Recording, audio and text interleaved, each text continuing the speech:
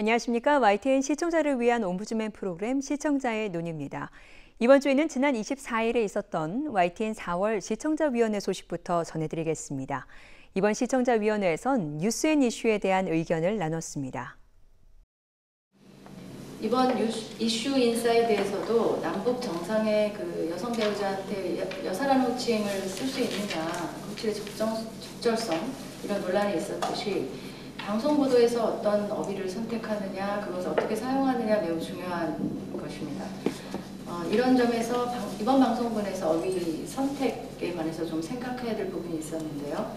최근 뉴스에서 연속적으로 방송되고 있는 소위 드루킹 사건이라는 그 보도에서 관련자의 실명 대신 드루킹 혹은 서유기 이런 별명을 사용하고 있었는데, 물론 이것이 그 인터넷상의 이분들의 가명이었을 텐데 시청자 입장에서는 이런 별명을 사용하는 것이 조금 납득하기가 어려웠습니다. 또한 미국의 바바라 부시 여사의 별세 소식을 전하면서 목걸이는 짝퉁, 인생은 진품이라는 자막을 제공하였는데, 이때 짝퉁이라는 단어가 적절한지 좀 의문이 들었습니다. 미국의 언론 보도는 목걸이는 가짜였지만 인생은 진짜였다 이런 의미였었는데, 짝퉁이라고 하는 것이 조금 부정적인, 좀 선정적인 어휘였기 때문에 방송에서는 좀 부적절한 것으로 보입니다.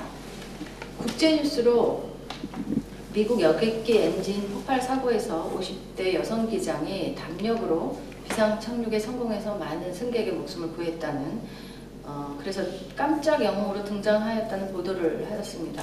그런데 여성 기장의 영웅담에 초점을 맞추다가 보니까 왜 그 엔진 폭발 사고가 일어났는지 원인이 보도되지 않아서, 우리가 비행기를 타면 되게 좀 그런 부분이 걱정이 될 텐데, 이게 뭐 비행기 결함이었는지 아니면은 뭐 엔진 고장이었는지 뭐 이런 것들이 설명되지 않아서 조금 아쉬운 적이 있었습니다. 뭐 이것도 어떻게 보면 사소한 건데요. 텔레비전 그 앵커 뒤에 이제 비디오 파일 사진이 나오는데요. 사실 제가 그 몇 달 동안 보면서 조금 느꼈던 게, 앵커의 모습과 리포트 속에 등장하는 인물의 그 사이즈가 너무 똑같아서 어떤 때 보면은 앵커가 둘이 있으면 4명이 앉아서 방송을 하는 것처럼 착각을 할 만큼 그런 경우가 좀 생깁니다.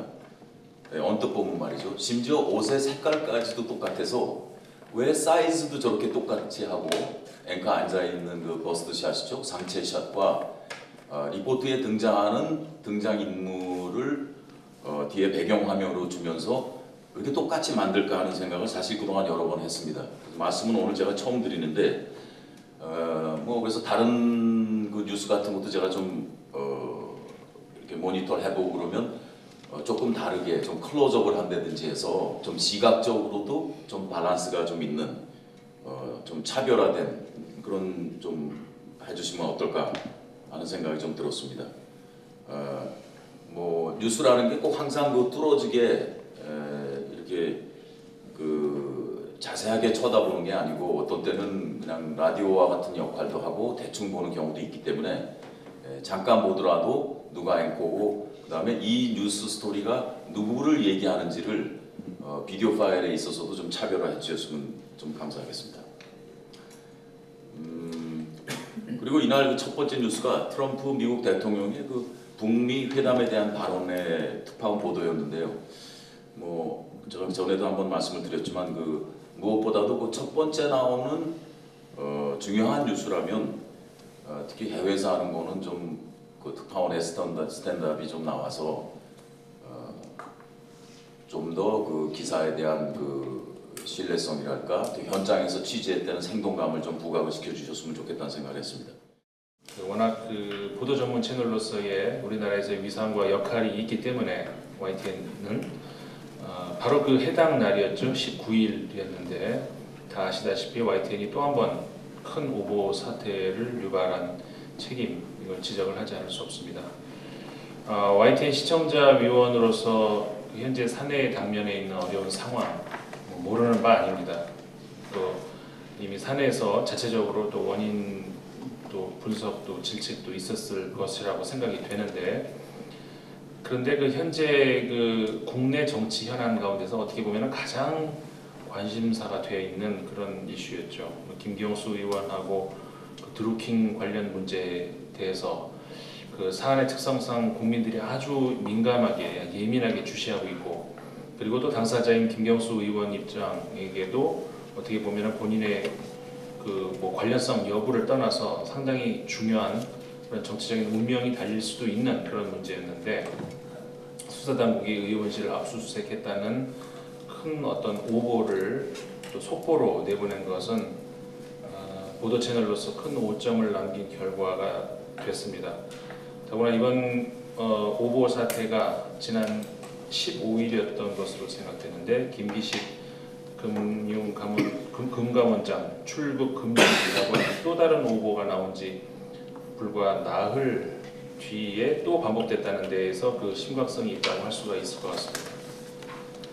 공교롭게 이 두 오보가 모두 다 현재의 정부 여당에게는 결코 유리하게 해석되는 결과가 아니기 때문에 시청자들 중에는, 물론 본 시청자 위원은 그렇게 생각하지 않습니다만은, 시청자 중에는 YTN의 보도 채널로서의 공정성의 의문을 제기하는 층이 늘고 있다는 점을 아마 회사 측에서도 잘 아실 겁니다. 결코 보도 채널로서 간과할 수 없는 문제라고 생각이 됩니다. 이건 특히 이제 우리 아까도 말씀드린 것처럼 국가를 대표하는 통신사 기능까지 수행해야 되는 YTN 입장으로서는 치명적인 오점이 될 수 있기 때문입니다. 그 다음에 김경수 의원실 압수수색 관련에 보면은 검찰이 김경수 의원실을 압수수색했다, 이 보도가 사실과 다르다 이렇게 알리고 현장 제보를 받아서 보도하는 과정에서 사실과 다른 오보가 나갔다 이렇게 솔직하게 시인을 했는데, 저는 이것이 오히려 시청자들에게 솔직한 사과가 신뢰감을 주고 또 언론사의 신사적인 태도로 좋게 보았습니다. 그 다음에 보도 내용 중에 소방관용 무전 헬멧 관련 보도가 있었습니다. 화재 현장에서 통신 장애로 인명 구조에 차질을 빚는 현실적인 문제점을 개선한 소방관용 무전 헬멧이었는데, 그 보도를 보면서 왜 이제야 이게 개발되었는지 아쉽기도 하지만 또 한편 이제라도 개발돼서 참 다행이다 그런 생각을 하게 됐습니다. 이 개발자의 개발은 단순한 과학적인 연구를 넘어서 사회에 대한 봉사, 헌신 이런 측면까지도 있는 개발이었기 때문에 개발자에 대한 내용을 조금 알려주셨더라면 어땠을까 이런 아쉬움이 있었습니다. 그 다음에 88 영상을 보면 김성태 자유한국당 대표에 대한 내용이 있었는데요. 드루킹을 브루크라고 잘못 발음하고 다시 하겠습니다라고 하는 내용이 이렇게 나오는 걸 보면서 뉴스로서의 어떤 진중함보다는 약간 희화한 느낌? 그래서 뉴스의 풍경을 좀 떨어뜨린다는 그런 느낌을 받았습니다. 뉴스 전반에 대해서 말씀을 드리면 계속 지속되는 파업으로 방송이 녹록치 않은 현실임에도 불구하고 좋은 프로그램을 만들어주셔서 먼저 감사하다고 말씀을 드리고 싶습니다. 그런데 YTN은 뉴스 전문 채널이라는 그런 고유한 특성이 있습니다. 그런데 최근에 틀면 뉴스 대신에 다른 프로그램으로 대체되는 경우가 많아서 빨리 뉴스 전문 채널이라는 그 명성을 회복하기를 바라고, 그 명성이 훼손이 가지 않을까 약간 염려가 되는 상황입니다. 뉴스는 계속 그 내용은 동일할 수밖에 없는데 그 동일한 뉴스를 가지고 어떻게 참신하게 구성을 해서 정말 맛있고 최고의 어떤 칭찬을 듣는 요리를 만들어내느냐, 결국 거기에 시청자의 관심을 얼마나 끌어들일지가 달려있는 것 같습니다. 앞으로 예정되어 있는 남북 정상회담 혹 또 북미 정상회담은 한반도는 물론 전 세계 정세 변화에 파급을 가져올 사안입니다. 정론직필의 정통 언론인 YTN은 일부 언론에서 나타나는 호들갑 떠는 말초적이며 단견의 보도를 지향하고 긴 안목과 호흡으로 냉철하고 이성적인 접근을 해주셨으면 하는 바람입니다. 다음으로는 그 소위 드루킹 댓글 조작 사건은 단순히 정파적 시각에서 벗어나 민주주의를 파괴한 중대한 사건이라고 저는 생각합니다. 심하게 얘기하면 댓글 조작 사건이 아니라 여론 조작 사건이며, 여론 조작 사건이 아니라 여론 파괴 사건이며 선동 사건이라 해도 과언이 아닐 것 같습니다. 그래서 우리가 전 정부의 댓글 조작 사건도 단죄하였던 것 아니겠습니까? 공무원이 됐든 일반인이 됐든 자유로운 의사 개진에 바이러스를 침투시키는 것은 사회적 병리를 가져올 것입니다. 보수든 진보든 공정하고 자유로운 여론 형성의 장을 마련하고 그 여론의 장에서 경쟁하고 평가받아야 우리나라의 진정한 민주주의가 발전할 것이라고 생각합니다. 특히 그 게이트 키핑 없이 양성되는 SNS 매체를 통한 여론의 왜곡을 YTN과 같은 정통 매체들이 바로 잡아주어야 할 것입니다. 건의드리고 싶은 건 트럼프 대통령이 이렇게 얘기를 할 때 보면은 얘기를 하는 게 번역으로 나올 때 번역 나오면서 어느 순간에 트럼프 대통령이 얘기를 멈췄는데도 불구하고 얘기도 없고 번역만 있고 한동안 이렇게 중간에 쉬는 시간 같은 게 있거든요. 그래서 그런 것들을 그러니까 번역한 제가 보기엔 번역하는 시간 밑에 자막 시간 이거 맞추느냐고 그러지 않았나 싶은데 그걸 조금 해서 그냥 빈 시간이 없게 어떻게 좀 이렇게 처리를 하면 참 좋겠다라는 생각이 들었습니다. 그리고 자막도 보면은 뭐 폼페이오와 김정은의 훌륭한 만남, 김정은은 매력적이고 회담 준비가 잘 되어 있고 뭐 이런 얘기들이 계속 반복이 되거든요. 그래서 너무 많이 반복이 되면서 다른 이야기를 할 때도 이 얘기가 나오니까 너무 많이 반복된다는 생각이 들었어요. 그래서 정말 그거가 필요할 때나 해야지 그냥 반복적으로 하는 거는 조금 안 좋겠다라는 생각이 들었고 그 다음에 뭐 그러면서도 왼쪽 상단 자막에서도 계속 얘기가 나오거든요. 김정은과 훌륭한 만남 뭐 이런 얘기가 나오니까 이 앞에 얘기하는 건 좀 다른 얘기인데 그 얘기가 계속 거기서 나와야 되는가 하는 그런 얘기를 좀 생각을 했고요. 그다음에 북미 회담 장소 얘기를 할 때 아까 사실은 우리 보도국장님도 밀고 당기고 이렇게까지 얘기하셨는데 거기 밀당이라고 써놓고 빨간 글씨로 또 표시를 탁 해서 이렇게 표시가 돼 있었거든요. 그래서 그 밀당이라는 단어가 우리 일반인들이 그렇게 일반적으로 이렇게 정말 전문적인 용어에서 쓸 수 있는 용어일까? 그래서 저도 한번 잠깐 사전을 찾아봤더니 이거는 뭐 조금 다른 이렇게 그 어떤 뭐 이렇게 남녀가 만날 때 뭐 그런 때 주로 쓰인다 뭐 이런데 뭐 새로운 용어라서 아마 이렇게 쓰셨나 보는데 그걸 또 빨간색으로까지 이렇게 표시한 게 조금 저는 어색하게 보였습니다. 그래서 그런 게 있었고 아까 말씀하신 것처럼 88 영상은 의도가 사실은 조금 한 사람을 굉장히 이렇게 곤란하게 만드는 그런 영상이 아닐까 하기 때문에 조금 마음이 걸리는. 또 다른 의원님들 몇 번 말씀하셨는데 이제 짝퉁인 그 바바라 여사의 서거와 관련해서 타계와 관련해서 이제 짝퉁 목걸이라는 얘기가 있었고요. 그 다음에 좀 전에 그 정 의원님 말씀하신 것처럼 깜짝 영웅이라는 단어도 있고요. 그 다음에 앞에서 말씀하신 뭐 밀당이라든가 이런 단어들이 있는데 이런 단어들을 사용하는 이유는 시청자들에게 좀 더 그 평이한 단어, 그러니까 쉽게 이해할 수 있고 그 전달하고자 하는 메시지 자체에 대해서 실제로 시청자들이 일상적으로 사용하는 용어처럼 되어 있기 때문에 언론에서도 사용하는 게 아닌가라는 생각이 들긴 합니다. 근데 이제 문제는 실제로 이러한 단어를 사용했을 때 문맥이 맞느냐 그리고 이 내용이 타당하느냐를 생각해 볼 필요가 있는데 실제로 내용을 하나하나 따져보면 그렇지 않았습니다. 첫 번째 말씀드리고 싶은 그 짝퉁이라고 하는 단어는 사실상 은어이고 속어입니다. 그러니까 사용하지 않는 게 맞고요. YTN과 같은 보도 전문 채널이 이와 같은 단어를 사용한다는 것 자체가 우리나라의 보도 언어, 그러니까 저널리즘적 관점에서 사용되는 언어의 수준을 격하시킬 우려가 있습니다.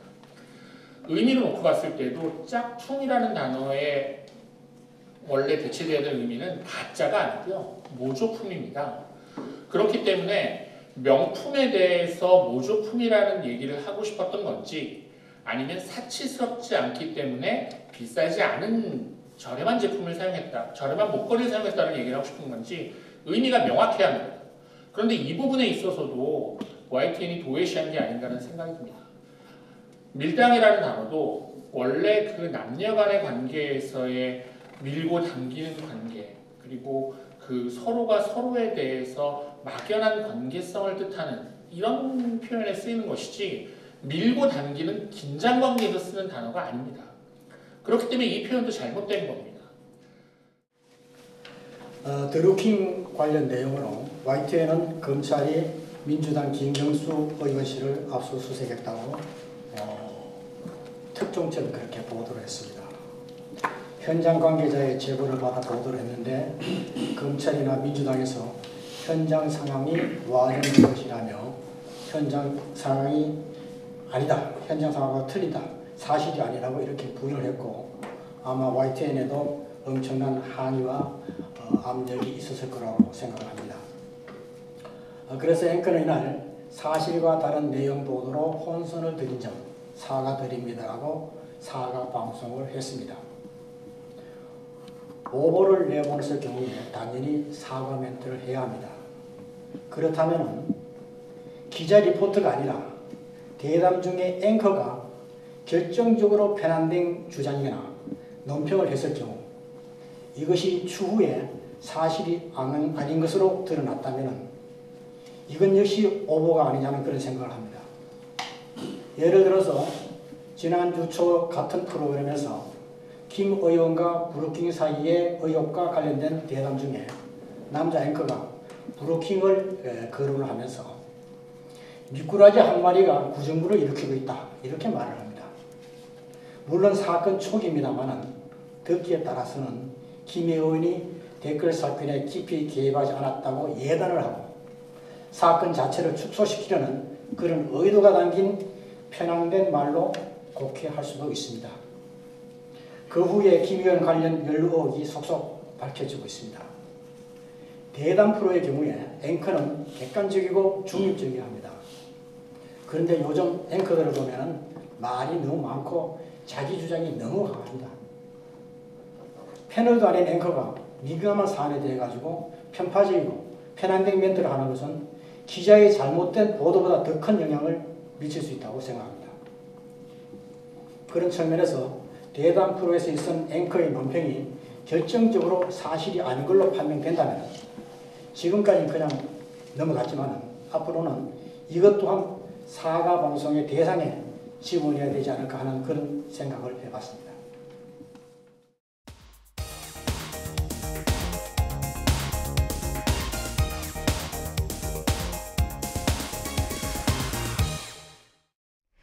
지상파 DMB 채널인 YTN DMB 프로그램을 평가하는 내가 본 YTN 순서입니다. 이번 주에는 녹색의 꿈과 김선영의 뉴스나이트에 대한 정은정 평가원의 의견을 들어보겠습니다. 시청자 여러분 안녕하세요. YTN DMB 시청자 평가원 정은정입니다. 오랜만에 어릴 적 놀던 해변에 갔다가 몰라보게 좁아진 백사장을 보고 깜짝 놀란 적이 있으실 겁니다. 그런데 이런 백사장 유실이 이제는 우리나라의 해안 지도까지 바꾸고 있다고 합니다.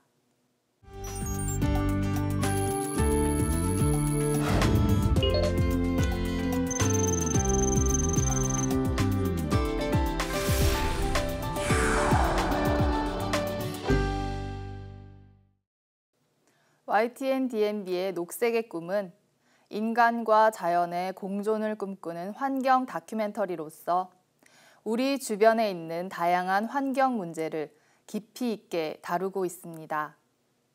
지난 방송에서는 해안 침식의 심각성에 초점을 맞췄습니다.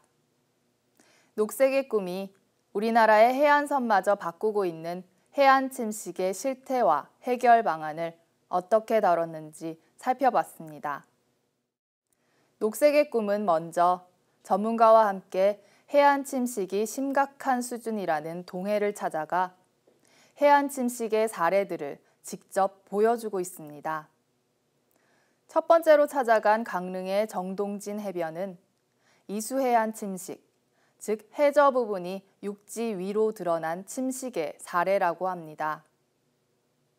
동해안의 파랑 분석 결과 과거보다 높은 파랑이 오는 빈도가 상당히 잦아졌기 때문에 해안이 회복될 시간이 없이 계속 침식되고 있다는 것입니다. 정동진의 해안 레일바이크 길이 망가진 모습과 가옥을 위협하는 높은 파도 등의 자료 화면은 백사장 유실로 인한 피해를 한층 실감나게 보여주고 있습니다. 해안 침식으로 인한 피해를 막기 위해 현재 가장 많이 사용하는 방법은 방파제를 설치하는 것이라고 합니다. 방송은 한국농어촌공사 농어촌연구원을 찾아 방파제의 원리와 실험 모형을 소개합니다.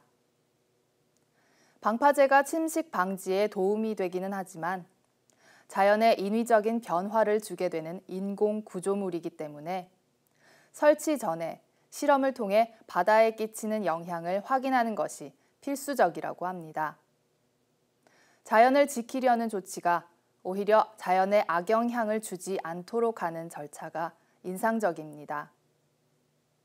하지만 이런 절차가 있음에도 불구하고 사전에 충분한 고려 없이 방파제를 설치해 해류의 흐름이 바뀌면서 심각한 모래 유실을 초래하는 경우도 있었습니다. 전문가와 함께 방파제가 잘못 설치되어 부작용을 겪고 있는 해안을 둘러보며 잘못된 점을 지적해줘 정보가 더욱 효율적으로 전달되었습니다. 최근에는 강한 파도로 인한 침식이 더욱 커지고 있다고 합니다. 파도의 힘이 더 커진 이유는 지구온난화로 해수면이 상승하면서 수심이 깊어져 더 크고 지속시간이 긴 파도가 생겨나고 파도가 가진 에너지 또한 더 커지기 때문이라고 합니다. 더욱 우려스러운 점은 우리나라의 해수면 상승 속도나 해수 온도의 상승 속도가 세계적 추세와 비교했을 때 4배 이상 빠르다는 것입니다. 하천의 댐이나 보, 저수지도 바다로 가는 자연 토사의 양을 줄게 해 해안 침식에 영향을 주고 있다고 합니다. 하천에 만들어진 보 때문에 해안에 쌓여야 할 모래가 줄어드는 현상은 그림을 통해 설명해 줌으로써 유기적으로 연결된 자연 생태계의 복합적인 면을 보다 더 잘 이해할 수 있게 했습니다. 이어서 살펴본 울진의 봉평 해변의 경우 해수욕장이 존폐 위기에 처해 있는데 인근의 죽변항은 오히려 모래가 쌓여 퍼내야 하는 상황이라고 합니다. 죽변항의 해안 구조물 과대 설계로 상황이 악화한 것입니다. 섣부른 인간의 개입이 불러온 또 다른 문제인 셈입니다.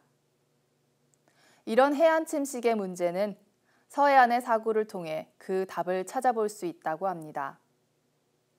서해안은 조류의 흐름이 침식에 큰 영향을 주는데 염생식물이 자생하는 사구는 해안 방파제의 역할과 바다로 유입되는 오염물질을 정화하는 기능을 하게 됩니다.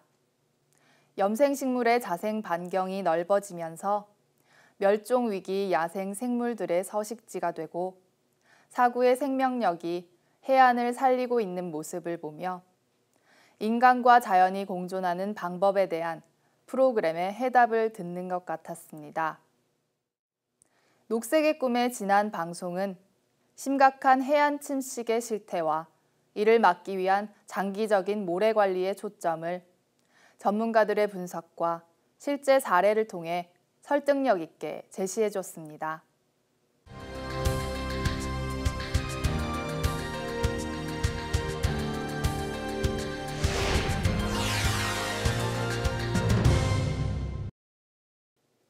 지난 4월 22일 제주도에서 불법 체류 중국인이 흉기로 같은 국적의 불법 체류자를 살해하는 사건이 벌어졌습니다.